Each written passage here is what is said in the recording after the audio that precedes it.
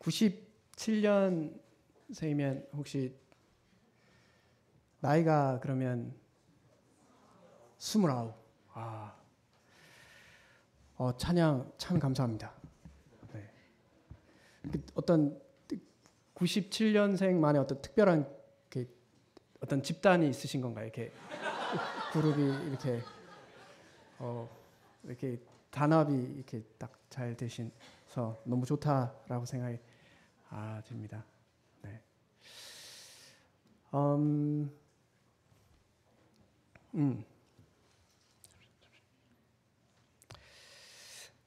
제 왼손에 500원짜리 동전이 있을까요? 없을까요? 네. 있다고 생각하시는 분 손 들어 보시겠어요? 네. 없다고 생각하시는 분 손 들어 보십시오. 네. 제가 이거 보여드릴 건데 여기서 중요한 원리가 있습니다. 만약에 제 손에 500원짜리 동전이 있으면 여러분들께서 500원짜리 동전이 있다고 믿어서 동전이 있을까요? 동전이 있으니까 있는 거죠. 반대로 동전이 없으면 여러분들께서 동전이 없다라고 믿어서 동전이 없을까요? 아니죠. 없으니까 없는 거예요. 이것이 굉장히 중요한 원리거든요. 동전은 없습니다. 네. 근데 이 사실은 별로 중요하지 않아요. 이 원리가 중요한 거예요. 세상에서는 내가 믿으면 그게 있을 것이다 혹은 없을 것이다라고 생각합니다. 굉장히 무서운 거거든요. 내가 이렇게 열심히 믿으니 이게 있을 거야. 혹은 내가 이걸 열심히 믿어서 이게 없을 거라고 믿으니 없을 거라고 생각합니다. 그것이 이제 인간이 가지고 있는 본질적인 문제거든요. 자기의 생각이 진리를 바꿀 수 있다고 생각해요. 진리가 있는 거고 우리는 그 진리를 믿을 뿐입니다. 우리가 아무리 산을 옮길 만한 믿음이 있어도 진리가 아니면 그건 아무 의미가 없어요. 그냥 망하는 겁니다. 진리가 중요한 거예요.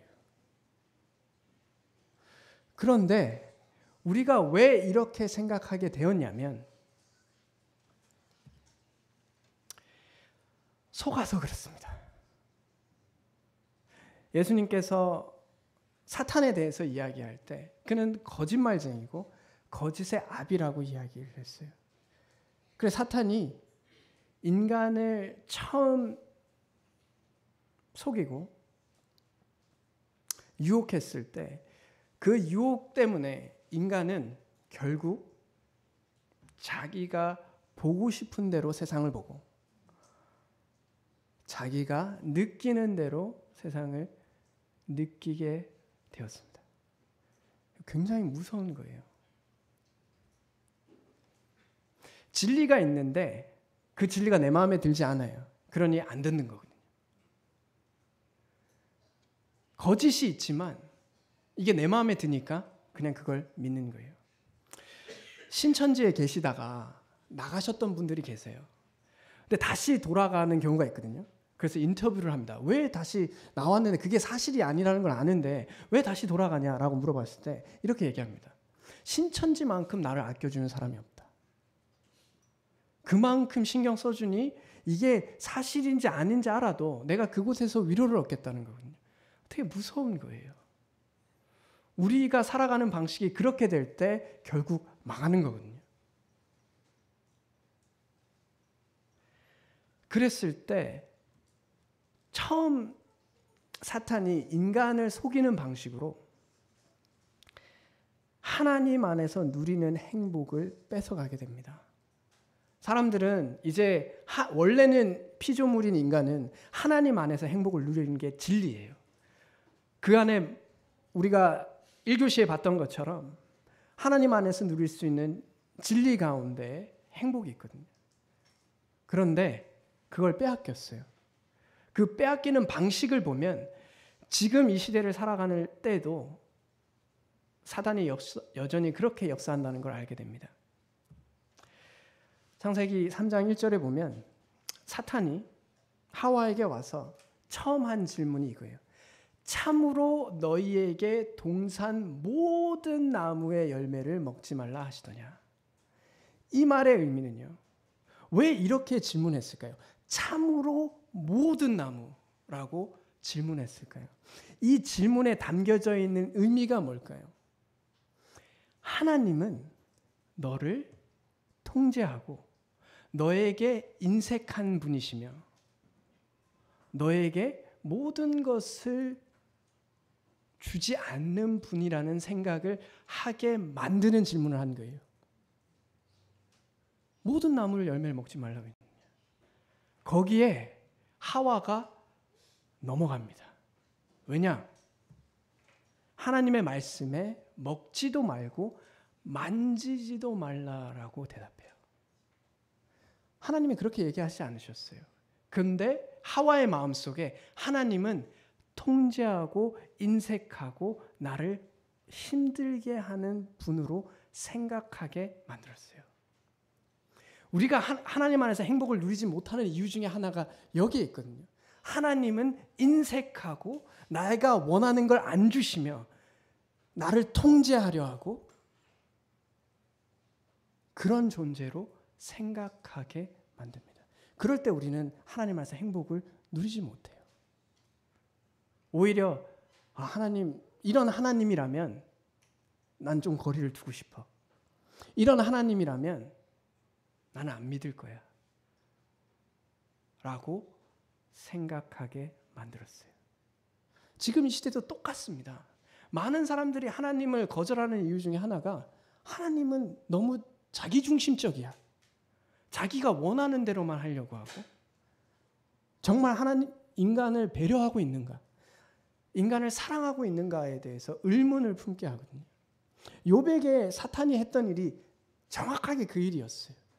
고난을 통해서 하나님은 나의 인생을 어렵게 하는 사람, 그런 존재로 생각하게 만듭니다. 그러니까 사탄이 그런 생각을 하와의 마음속에 넣었고 하와가 그런 식으로 생각하는 걸 발견하게 되자 대담하게 거짓말을 해요. 그 전까지는 간접적으로 간을 보죠. 근데 하와가 흔들리는 걸 보자 대놓고 거짓말, 결코 안 죽는다. 하나님의 말씀에 바로 대적해서 얘기하죠. 오히려 하나님에 대해서 의심을 분명하게 집어넣어요. 하나님이 너에게 선악과를 먹지 말라고 한 것은 너희들이 혹시나 하나님같이 되어서 하나님과 같은 수준의 존재가 될까 봐 두려워서 너희들을 질투해서 질시해서 선악과를 주지 않은 거야 라고 생각하게 만듭니다. 그러니까 여자가 하와가 먹음직도 하고 보암직도 하고 지혜롭게 할 만큼 탐스럽다라고 이야기합니다. 그래서 결국 내가 아는 하나님이 이런 존재라면, 나를 이렇게 제한하고 질시하는 존재라면 그냥 내가 하나님이 되지 뭐, 그렇게 할 법한데? 라고 생각하게 만든 거예요. 선악과를 따먹었다는 것은 단순합니다. 그 결과는 이거예요. 그 전까지는 하나님이 생각하는 대로 생각했어요. 하나님의 뜻이 인간의 뜻이었어요. 그리고 하나님의 선이 그들의 선이었고 하나님의 악이 그들의 악이었어요. 근데 선악과 이후부터는 인간이 결정하는 거예요. 선과 악을. 나에게 좋으면 선이고 나에게 나쁘면 악이다 라고 생각했어요. 그게 불행의 본질입니다. 선과 악을 인간의 불완전함으로 결정하는 거예요. 그래서 선택하고 그렇게 살아가는 것이 불행의 본질이에요. 그래서 창세기에 보여줬던 이 방식이 마지막 때를 살아간다라고 이야기하는 지금하고 똑같아요. 사탄이 인간을 속이는 방식이 결국 육신의 정욕과 안목의 정욕과 이생의 자랑이죠. 이걸 통해서 하나님보다 이런 게 나를 더 행복하게 만들 것이다라고 믿게 되었어요. 자기가 결정하게 됐어요. 이게 더 나에게 좋은 것이다라고 믿게 만들었어요. 그래서 실질로 이런 것을 추구하고 많은 사람들이 살아가죠.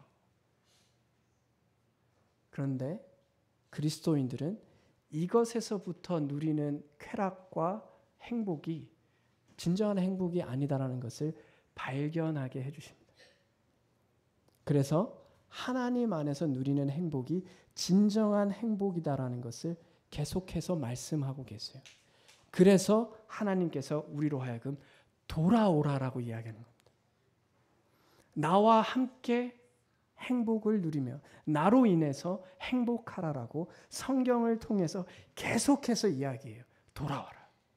예수 그리스도를 우리에게 주신 것도 인간이 그분을 통해서 하나님께 돌아와 하나님 안에서 다시 그 행복을 되찾을 수 있게 해주신 거예요.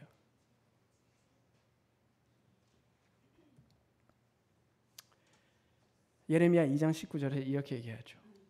여호와를 버림과 내 속에 나를 경외함이 없는 것이 악이요 고통인 줄 알라. 하나님께서 이걸 아시기 때문에 세상을 사랑하셨어요. 하나님의 피조물인 인간을 사랑하셨어요.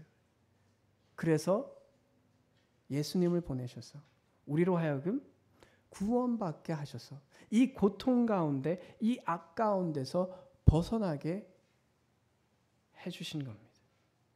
그러면 내가 믿고 싶은 대로 믿는 것이 아니라 하나님께서 무엇이 행복이다라고 말하고 하나님 안에서 살아가는 것이 진정한 행복이다라고 얘기할 때 우리는 그것에 순종하고 나아가야 한다고 생각합니다.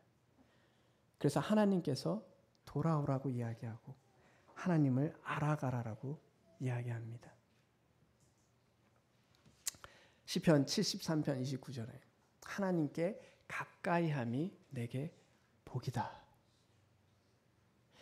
이것이 성경이 우리에게 주어진 이유 중에 하나입니다.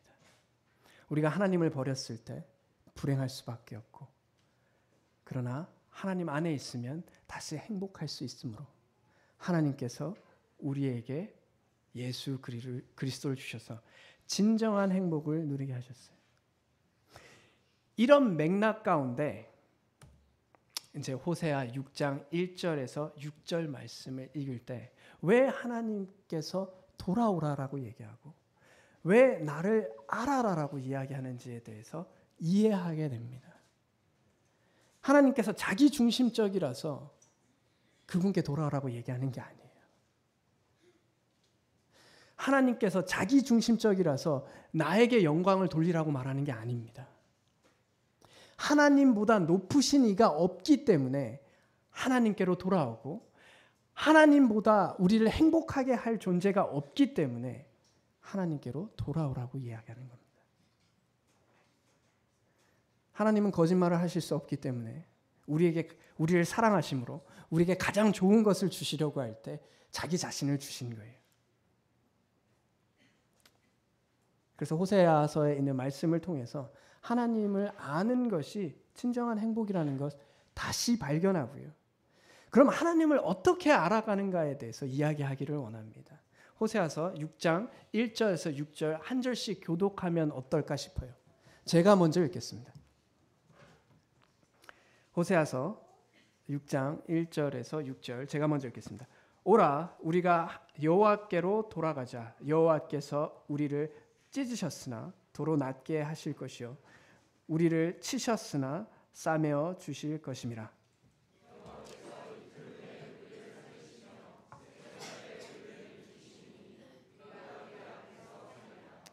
그러므로 우리가 여호와를 알자. 힘써 여호와를 알자. 그의 나타나심은 새벽 빛같이 어김없나니 비와 같이 땅을 적시는 늦은 비와 같이 우리에게 임하시리라 하니라.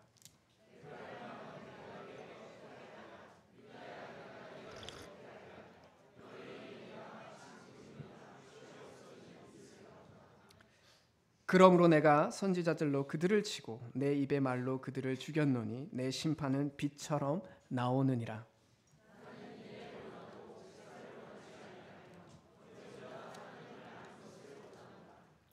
아멘. 주제는 그분을 아는 것이 행복입니다. 그래서 하나님께서 계속해서 역사 가운데 지금 이 순간에도 하나님을 알지 못하는 자들과 하나님을 믿지 않는 자들에게 돌아오라고 얘기하고 있는 겁니다. 그래서 진정한 행복을 함께 누리자라고 말씀하고 계십니다. 호세아 3장 1절에 보면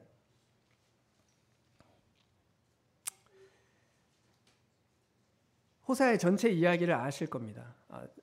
초반부는 호세아와 이 고멜과의 관계를 통해서 하나님께서 어떻게 그들을 사랑하셨고 이스라엘이 특히 북이스라엘이 하나님을 얼마나 가벼이 여겼으며 하나님을 떠나며 또 하나님과 함께 다른 신들을 혼합하여서 믿었는지 호세아서 1장부터 3장까지 호세아가 고멜을 어떻게 사랑해야 하는지를 통해서 알려주셨어요.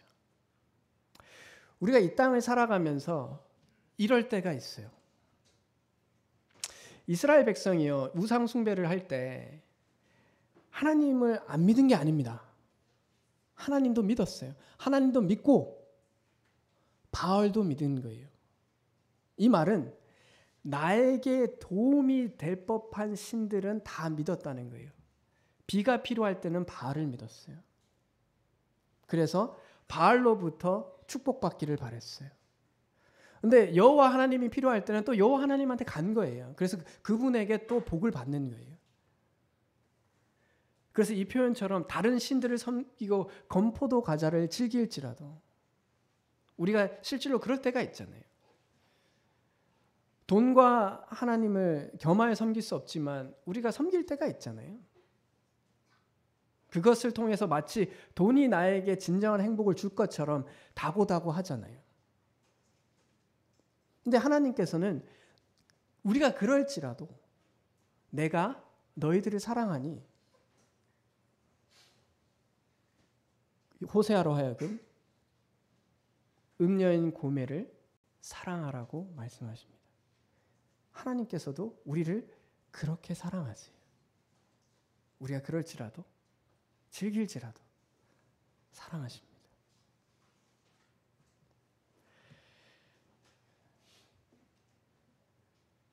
하나님께서 우리의 심정을 아세요. 우리의 성정을 아십니다. 우리가 하나님 우리가 이제 성찬식을 하거나 만찬 떡잔을 뗄 때 기도할 때 우리가 사랑을 고백해요. 하나님 사랑합니다.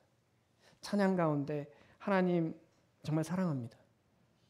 라고 고백할 때가 있습니다. 근데 하나님께서 이렇게 얘기하시거든요. 너희의 인애가 너희가 나에 대한 사랑은 아침 구름이나 시 없어지는 이슬 같다라고 표현하시거든요. 제가 찔릴 때가 있어요. 정말 그렇다라고 생각하거든요. 우리의 사랑이 나의 사랑이 잠깐 빛나다가 없어지는 반짝이는 이슬 같을 때가 있습니다. 그래서 우리가 하나님 안에서 쉬이 행복하기가 어렵지 않나 생각해 봅니다. 그래서 그런 삶에 대해서 고통이 있을 것이다라는 것을 말합니다. 이 고통은 하나님께서 치시겠다 이런 이야기라기보다는 제가 이해할 때는요. 그게 없다라고는 얘기할 수 없지만 그런 의미가 아니고요. 우리가 하나님을 떠나 있으면 우리의 인애가 이슬 같을 때 우리가 진정한 행복을 누리지 못한다는 것을 말한다고 생각합니다. 그래서 호세아는 이렇게 얘기하죠. 그러니 돌아가자. 여호와께로 돌아가자. 우리가 이미 여호와 안에 있는데 돌아가기는 어딜 돌아갑니까? 라고 생각할 수 있어요. 친밀한 관계로 돌아갑니다. 하나님과 나의 속마음을 다 들여다 내드리고 하나님께 내 속마음을 다 토해내고 그것이 원망일지라도요. 시편을 보면요. 다윗이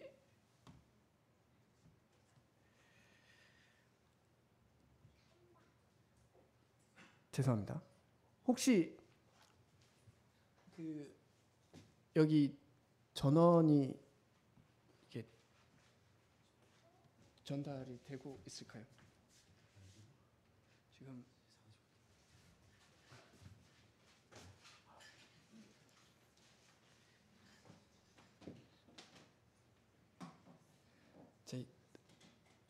여러분들이 잠깐 졸리실까봐 요런 텀이 잠을 깨우거든요. 요런 이제 계획하지 않았던 그 사건이 분위기를 환기하고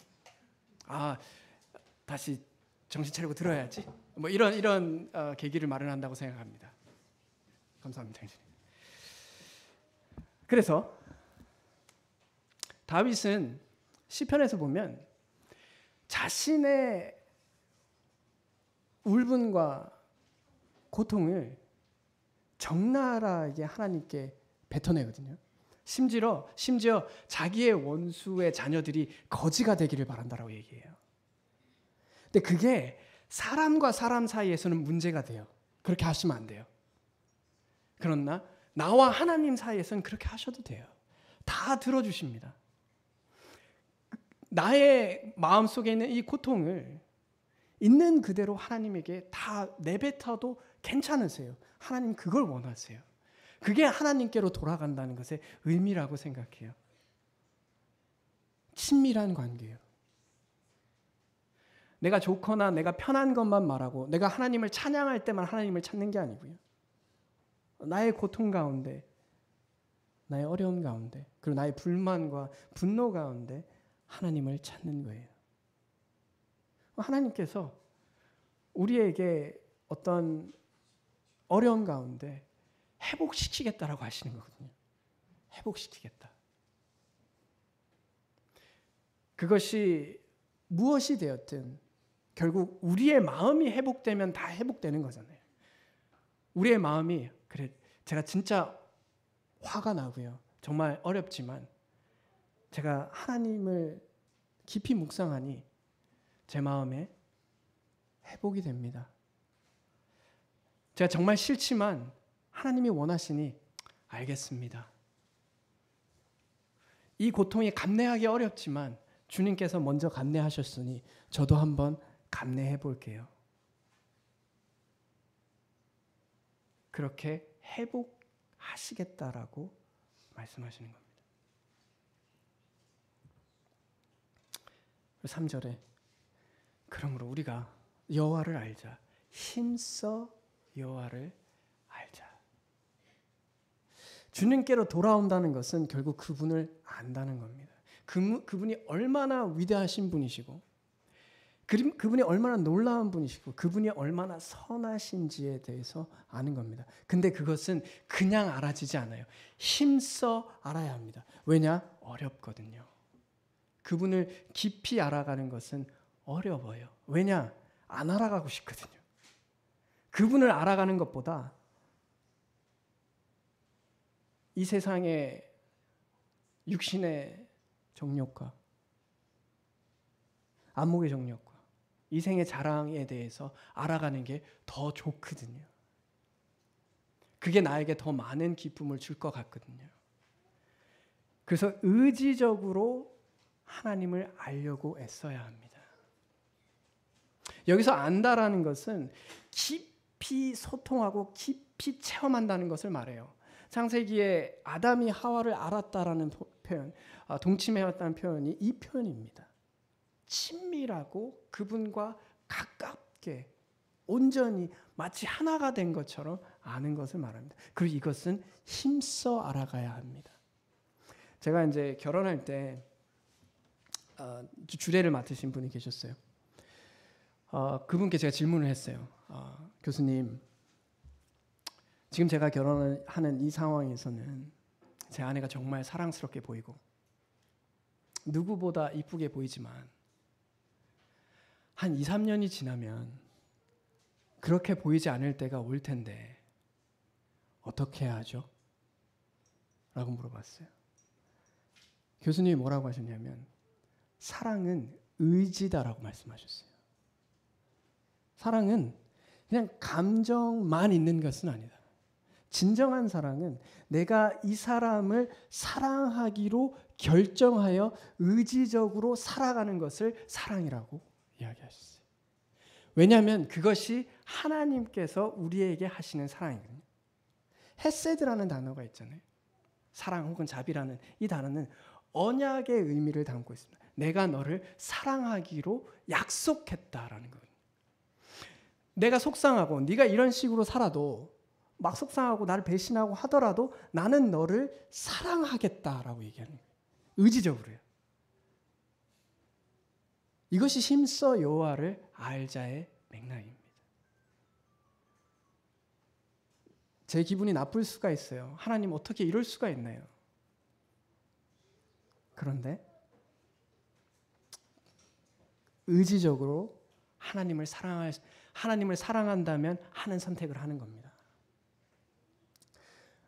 우리가 성찬식을 뗄 때 감정적으로 뜨거우면서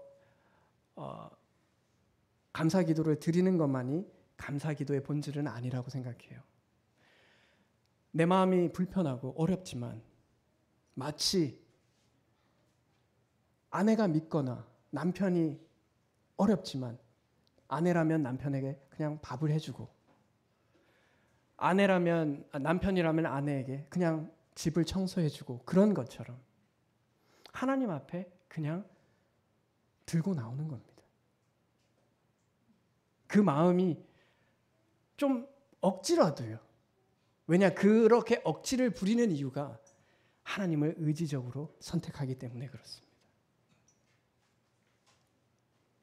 가끔 이제 제가 교회 청년이나 이제 젊은 층들에게 입을 떼서 감사해라라고 이야기를 해요. 그러면 그들이 이렇게 얘기해요. 내가 할라 했는데 형님이 지금 얘기해가지고 안 할랍니다. 라고 하거든요. 왜냐하면 자기가 자원해서 하면 기분이 좋은데 시켜서 하면 기분 나쁘다는 거거든요. 근데 제가 이렇게 얘기해요. 남이 시켜서 하는 게 문제니? 내가 하기 싫어도 하는 게 내가 하나님 앞에 나오는데 빈손으로 나오는 게 우리가 일을 할 때 혹은 세상에서 살아갈 때도 하기 싫어도 이것이 중요하고 의미 있기 때문에 하지 않느냐. 그게 직장 상사가 이야기를 하든 누가 얘기를 하든 너 이것 좀 해라. 근데 그 사람한테 내가 이거 할라 했는데 당신이 얘기해서 안 합니다. 되겠어요? 그런 식으로 돌아가지 않아요. 하나님이 진정으로 의미 있는 분이라면 누군가에게 안 좋은 소리를 들어도 해야죠. 그게 의지적인 힘써 알아가는 것의 의미인 거예요. 자연스럽게 알아가는 게 그게 무슨 의미입니까? 우리가 그럴 때도 있죠. 우리가 주님 감정에 뜨거워서 주님 알기를 원합니다. 주님 정말 사랑합니다. 그럴 때도 있죠. 근데 그럴 때만 있나요? 그럴 때만 사랑하나요? 그러면 그건 사랑이 아니라고 생각해요. 누가 그렇게 말하더라고요. 결혼하고 나서 왜 이렇게 원래 이제 호르몬으로 봐서 이제 결혼해서 이제 변했다라고 이야기하는 사람들 있잖아요. 누가 이렇게 말하더라고요. 결혼해서 변한 게 아니에요. 원래 그런 사람인데 돌아온 거예요. 연애 기간 동안 이게 도파민이 막 나오고 막 그래가지고 이렇게 비정상적인 행동을 하다가 1년 정도 지나니까 정상적으로 돌아오는 거예요. 그러니까 이게 변한 게 아니고요. 이제 본 모습을 찾은 겁니다. 근데 그것에 우리가 초점을 맞추면 사랑은 사랑으로 여겨지지 않는 거예요. 내 마음에 감정적으로 뜨겁지 않더라도 사랑하니까 하는 거죠. 힘들어도 그냥 하는 거예요. 저는 이게 너무 좋거든요. 아내와의 관계에서도 제가 불편할 때가 있어요. 그래서 그냥 합니다. 근데 아내는 그게 신기한가 봐요. 그래서 저한테 그런 얘기를 할 때가 있거든요. 나는 하고 싶지가 않다. 사랑은 그런 거라고 생각해요. 감정에 의해서만 움직이는 것이 아니라 그 관계가 주님 안에서 한 언약이고 그것이 진정한 사랑의 의미이기 때문에 하는 겁니다. 그래서 여호와를 힘써 알아가야 합니다. 그분께서 오실 것은, 그리고 그분께서 우리를 회복하실 것은 빛이 저녁이 지나고 새벽이 오는 것처럼 일어날 일이에요. 하나님께서 우리에게 오실 거고 그분의 임재가 분명합니다. 그리고 마치 늦은 비를 통해서 만물이 풍족해지는 것처럼 일어나는 일이에요. 그러니 여호와를 알자라고 이야기합니다.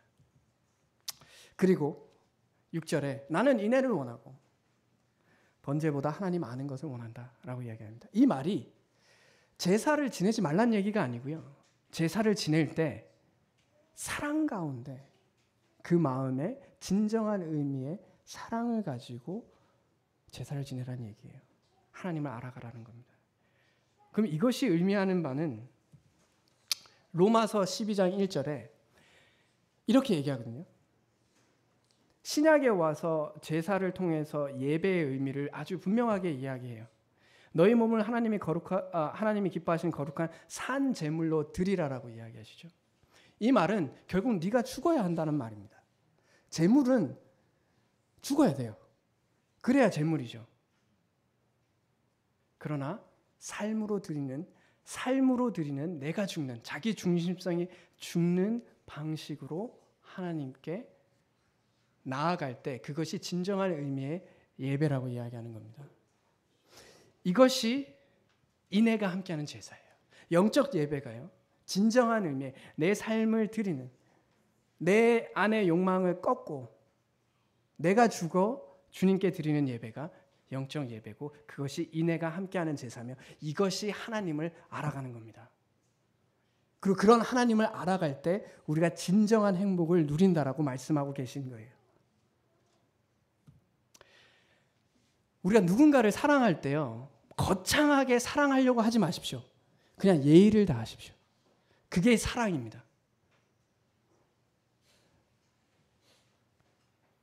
누군가가 이제 결혼한 사람들에 대해서 실험을 했어요. 결혼한 지 1년 안 된 사람은 신혼부부들을 촬영을 다 합니다. 그래서 이런 태도를 가진 사람은 약 90% 이상이 1년 안에 이혼을 해요. 뭐냐면 무례한 사람, 서로 말을 무례하게 하는 사람, 서로 깎아내리는 사람은 결혼한 지 1년 만에 이혼한다는 거예요. 90%가요. 왜냐? 누군가를 사랑하는데 무례하게 행동하지 않아요. 그래서 사람들이 내가 결혼하면 물 한 방울 묻히지 않게 해줄게. 그냥 예의를 다하십시오. 무슨 말도 안 되는 이야기입니까? 네. 그냥 예의를 다하시면 돼요. 사람과 사람 사이에 예의가 이루어지면 그게 사랑이에요. 그래서 저는 예배를 드릴 때요, 감정적으로 하나님 이것도 자연스럽게 된다면 뭐가 문제겠어요. 근데 그걸 추구하는 게 아니고요, 예배의 예의를 지키는 게 중요하다고 생각해요. 예배의 예의가 뭘까요? 공예배의 예의는 이거예요. 시간과 공간과 사람에 대해서 예의를 다하는 겁니다. 사람을 대할 때 시간적으로 예의를 다하는 게 뭘까요? 제 시간에 오는 겁니다. 거창한 거 하려고 하지 마세요. 그거 잘 안 돼요. 그리고 그렇게 거창한 거 하잖아요. 그럼 어떻게 되냐면 자기 의가 생겨요. 나는 거창한 것을 하는 사람이다. 그럴 필요 없어요. 그냥 제 시간에 오십시오. 그게 시간으로 예의를 다하는 거예요. 공간이요, 우리가 사람과 사람 사이 만났는데 대화하는데 앞에 있는 사람인데 핸드폰 보고 있어 봐요. 그게 예의 있는 사람인가요? 무례하죠. 우리가 이 예배당에 함께 모였는데 예배 시간에 핸드폰을 계속 하고 있는 거예요. 하나님 앞에서 하나님께 찬양 주님을 위해서 살겠습니다. 그냥 그 시간에 집중하면 돼요. 그 공간에 있을 때요. 그 사람을 섬기시면 돼요. 사람들과 같이 있는 사람들에게 하나님께 예배 드릴 수 있도록, 그 사람들이 예배 잘 드릴 수 있도록 섬겨가는 거예요. 아무래도 이제 서대문 교회는 이제 인원이 많으시다 보니까 제가 주일날 어떻게 이 많은 형제님들이 다 하시는지 제가 잘은 모르지만 최대한 많은 분들께서 예배에 참여하게 하시기를 원하실 거잖아요. 그게 예의죠. 많은 사람들이 참여할 수 있도록 가능하다면 현실적으로요. 그게 우리가 하나님을 알아가는 것의 예의라고 생각합니다. 하나님을 사랑하는 것의 예의라고 생각해요. 그리고 예배는 또 다른 의미의 예배가 있어요. 우리의 일상생활 삶으로 드리는 예배요. 공적으로 드리는 예배가 있고 삶으로 드리는, 사실 이 삶으로 드리는 예배 가운데 공적 예배가 들어가는 거죠. 원래 예배의 의미는 우리의 삶을 드리는 겁니다. 그랬을 때 하나님을 알아간다는 것은 그분의 뜻을 분별해 간다는 겁니다. 성경을 통해서 이분은 이걸 원하시는구나. 이런 삶을 살기를 원하시는구나라고 분별하는 거예요. 또 다른 예의는 그분을 닮아가서 그분의 인격처럼 우리가 인격적으로 성숙해져 가는 것을 말합니다. 그리고 또 다른 섬김은 또 다른 예의는 다른 사람들을 섬기는 거예요. 예수님께서 이 땅에 오셨다라고 오신 이유에 대해서 직접적으로 얘기하는 몇몇 구절이 있는데요. 그 중에 하나가 섬기러 오셨다라고 이야기합니다. 섬기러. 우리가 교회에 왔는데 섬김을 받으려고 교회를 오면 불행합니다. 왜 그럴까요? 내가 섬기다가 누군가가 나를 섬기면 선물처럼 감사하게 돼요. 왜냐하면 기대하지 않았거든요. 나는 그냥 섬기러 왔는데 누가 날 섬겨주네? 감사하다. 근데 섬김을 받으러 오잖아요. 받으러 오면 누가 날 섬기면 당연한 걸 받는 거예요. 기쁘지 않습니다. 당연한 걸 받을 때는 사람은 기쁘지 않아요. 근데 오히려 섬김을 받으려고 오면 안 섬기면 속상해요. 나를 안 섬겨주네. 결국 우리가 하나님 안에서 하나님을 알아갈 때, 그분을 알아가고 그분을 사랑할 때 우리가 지켜야 할 예의가 이런 것이라고 생각합니다. 주님께서 우리를 섬기기에 왔는데 우리가 섬김을 받으러 함께 모여 있고 각자가 그런 섬김을 그런 섬김 받는 걸 추구하는 거, 하나님 앞에 예의가 없는 겁니다. 무례한 거죠. 하나님께서 내가 거룩한 것처럼 너희도 거룩해라 라고 이야기하셨을 때 나는 구원받았으니까 이제 천국도 가는데 마음대로 살아야지. 내가 인격적으로 성숙하는 거 별로 중요하지 않지. 예의가 없는 겁니다. 그리고 하나님의 뜻을 분별하지 않는 거예요. 그냥 내가 뜻대로 내가 원하는 대로 살아가는 거예요. 예의가 없는 겁니다. 하나님께서 우리에게 큰 것을 바라시지만 우리는 작은 것부터 해갈 때 큰 거를 행합니다. 성경은 그래요. 작은 것에 충성된 자가 큰 것에도 충성합니다. 그래서 작은 것에서 우리의 각자의 삶에 하나님 앞에 하나님을 알아갈 때 예의 있는 삶이 결국은 진정으로 하나님을 알아가며 그 안에서 행복을 누릴 수 있다고 생각합니다. 시편 16편 2절처럼 주는 나의 주님이시오니 주밖에는 나의 복이 없는 겁니다. 주가 나의 주가 아니고 내가 간절히 알아가길 원하고 그분을 붙잡고 살아가는 그런 의미에서 나의 주님이 아니고 내가 가지고 있는 수많은 것들 중에 수많은 우상 중에 하나라면 주밖에는 나의 복이 될 수가 없어요. 주 안에서 행복을 누릴 수가 없습니다. 그렇기 때문에 하나님께서 내가 너의 주님이 되기를 바란다. 나 말고 다른 자를 섬기지 마라. 네가 나를 온전히 섬길 때 네가 나로 인하여 진정한 행복을 누릴 것이고 나를 깊이 알아갈수록 너는 깊이 행복을 누릴 것이므로 그렇게 나를 알아가라. 그리고 그것은 우리의 사소한 삶에서부터 시작됩니다. 이건 할 수 있잖아요. 누가 순교하랍니까? 누가 선교 가라고 하나요? 예배 시간에 시간 맞추시고요.